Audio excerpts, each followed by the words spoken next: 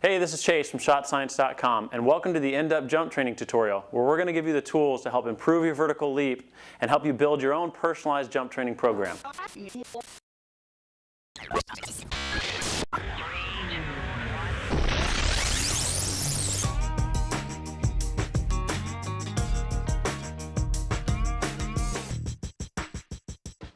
Most jump training programs fail to address the basic elements that are vital to maximizing your jumping potential.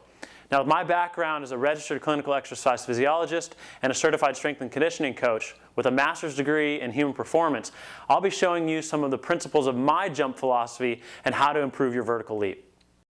The basic principles of my jump training philosophy attempt to build a solid foundation of athletic movement that translates to basketball-specific performance. Now, we're going to attack your jump training on 4 different fronts to really help you maximize your jumping potential. It'll take a lot of work, but get ready, we're going to help you fly.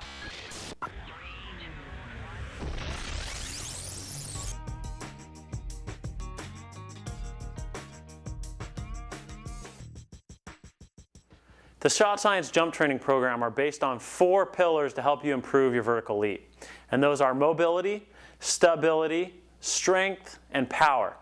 Now, the first 3 of those are the foundation of our vertical leap program, which are mobility, or improving our flexibility and range of motion of the joints, stability, being able to be nice and stable through our joints so we don't lose any of that power we produce, and strength, which is our basic muscle coordination and muscle activation.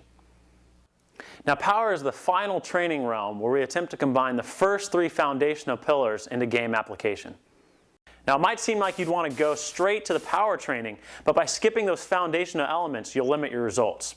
Jumping is a complex coordination of movement, and power is only the application of the mobility, stability, and strength that you'll focus on when developing those foundational ideals.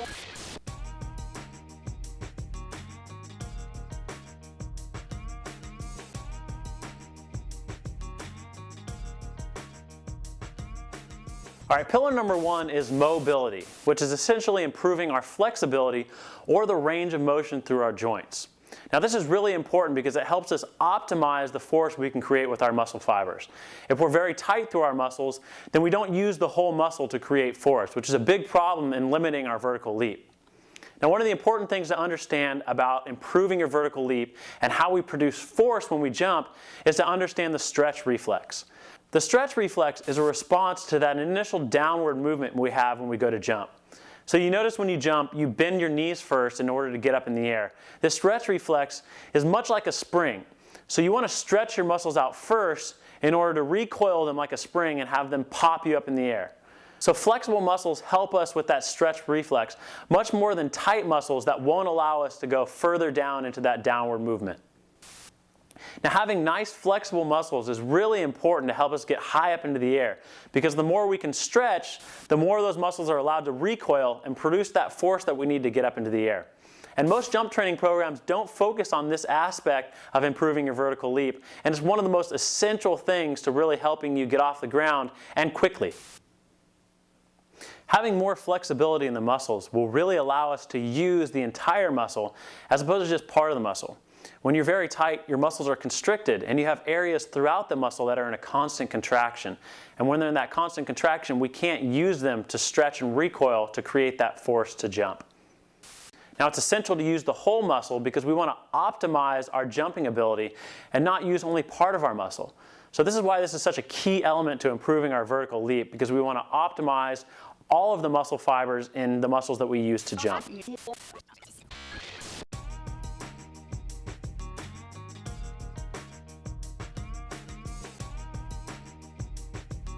Now, one of the best ways to improve our flexibility is by doing dynamic flexibility exercises.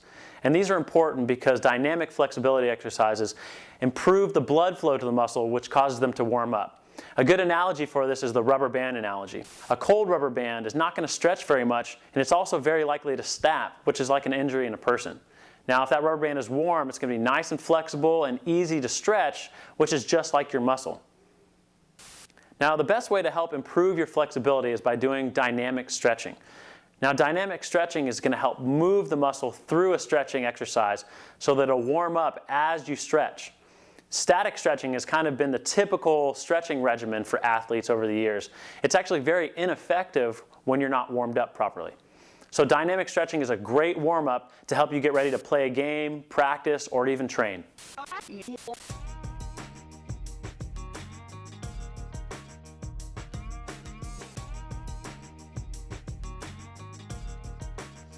The first exercise of the dynamic stretching package is what I like to call lunge inside elbow. To perform the lunge inside elbow, first take your left foot and reach out forward. Now your right hand should be the plant hand. Take your left elbow and place it to our instep. Now this is going to help stretch the inside of that left leg. Once you have that position, hold it for just a second, then take your left hand to the outside of that left leg and try to straighten both legs while lifting your left toe. This will really help you stretch your hamstrings in a dynamic fashion. Now from that position, bring your left toe back to the ground and stand back up straight with your legs in the same position. Now from that position, lean to the left and try to push your right hip forward to stretch that hip flexor. Now once you've done that, you can switch sides, get the left side, and then go back through it right and left to continue to work on that dynamic flexibility of the inside of your leg, your hamstrings, and your hip flexors. All right, the second element of the dynamic stretching package is what I like to call the knee hug. Now what we're going to do here is as we're walking, we're going to plant our right foot as our base foot. We're going to take our left knee and hug it up to our chest and try to bring it to our opposite shoulder. Now we want to make sure we're nice and straight through the back, we're not hunched over, and we want to be faced straight forward with that knee across our body to our opposite shoulder. Now once we have that position, we can switch sides and then work on the right side and go back and forth until we get good stretching through the back of our hips. Now the third element of the dynamic stretching package is what I like to call quad walk. And what this is the same as a static quad stretch, which you've probably done before by grabbing that foot behind us and stretching our quad out, except for we're going to make it dynamic and walk with it. So you're going to walk and grab your left foot while pulling that leg backwards and then switch to the right side and continue to go back and forth until we're warmed up through the quads. The last element of the dynamic stretching package is what I like to call over-under. And essentially what we're going to do is we're going to act like we're going over a fence and then under a fence. So start by lifting that left leg up and then the right leg going over a fence, and then try to go back underneath the same fence.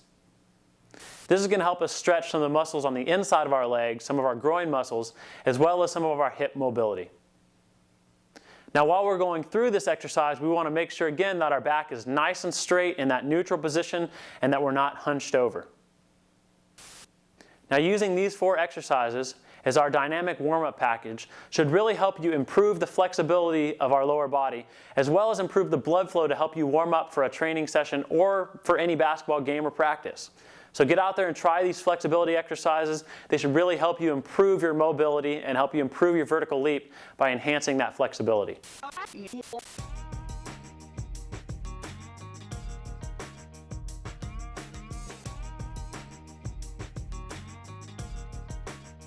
Now another great way to work on our flexibility is by using a foam roller.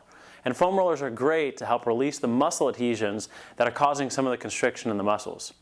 Now how we use this is we actually use the foam roller to apply pressures to tight areas of the muscle, and with that pressure it allows the muscles to relax and release and cause them to be more flexible.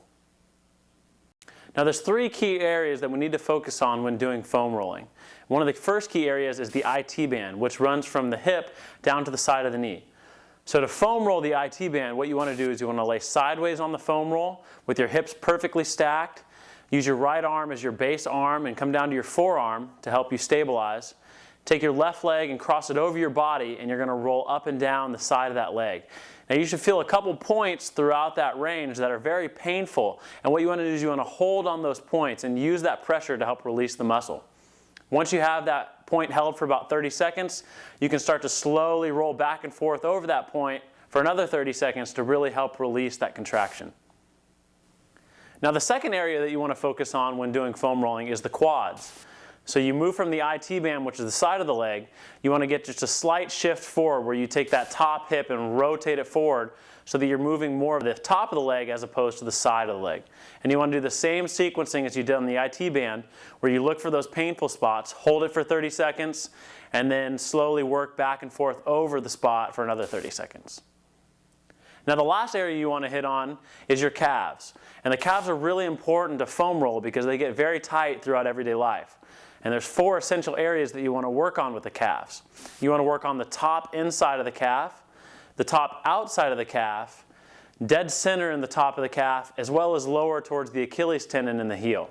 Now these key areas are going to be really important to help get full function of our gastrocnemius, which is one of our main calf muscles, as well as the soleus, which is a muscle that's much lower in the leg, that are both important for jumping. Now you can essentially foam roll any muscle in your body, and we'll continue to put out new videos to show you different ways to help release some of the other muscles in your body that are essential for creating a better jumping pattern.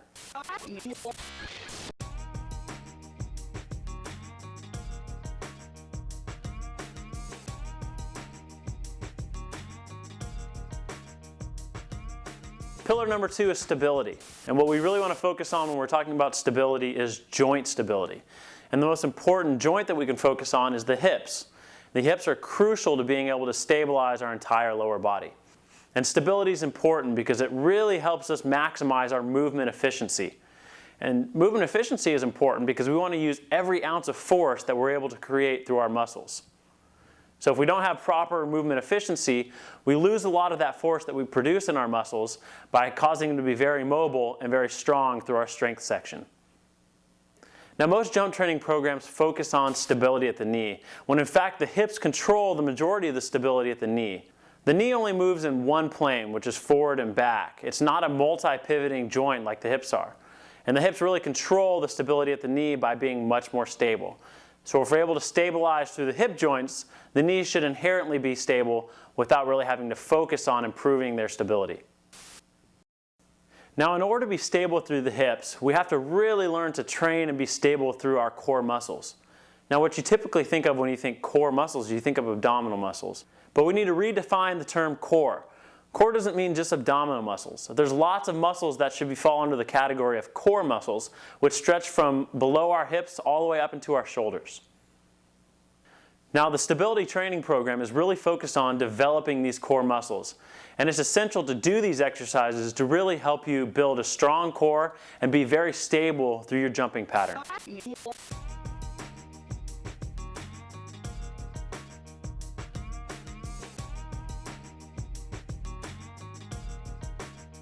The first exercise in our stability package is the side lying leg circles.